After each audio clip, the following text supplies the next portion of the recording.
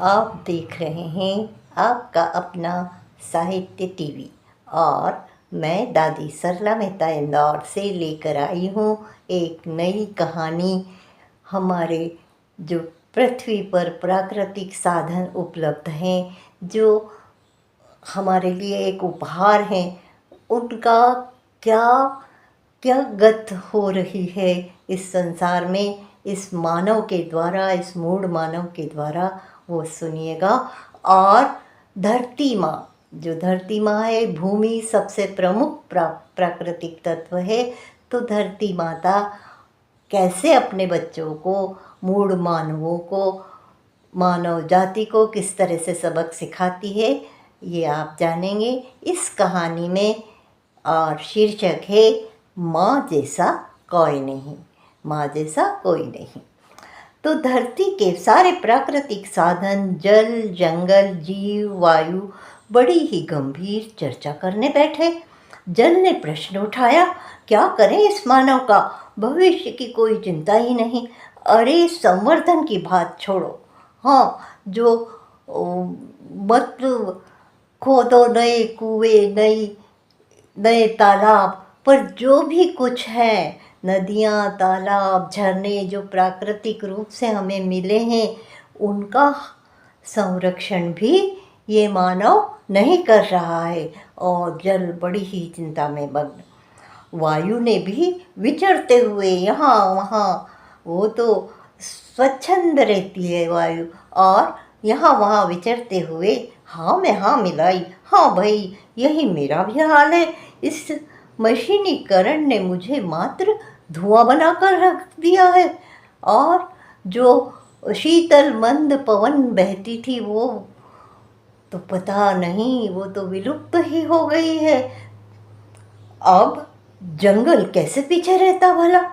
वो भी बोला, दोस्तों इस मूढ़ मानव ने कोरोना से भी सबक नहीं सीखा। सारा संसार या तो सूखा भोग रहा है या भीषण बाढ़ का प्रकोप, क्योंकि जो बरखा रानी को आकर्षित करने के लिए जंगल का बड़ा महत्व है, तो जंगल भी विचारमग्न मेरा विस्तार करने के बजाय लगे हैं मुझे अंधाधुंध काटने। और ये मूढ़ मानव, ये पागल मानव समझ नहीं पा रहा है कि यह काट काट कर मरुस्थल की ओर ही बढ़ रहा है। अब सारे जीव जंतु भी हाहाकार मचाने लगे। जो भी धरती माता के ऊपर जीव जंतु, पशु पक्षी विचरण करते हैं, रहते हैं, वो भी हाहाकार मचाने लगे। उनका तो भाई ठौर ठिकाना ही उजड़ने लगा। बिना वृक्ष के, बिना जल के वो भूखे प्यासे कैसे रहें, और तड़पने लगे भूख और प्यास से, यहाँ वहाँ भटकते।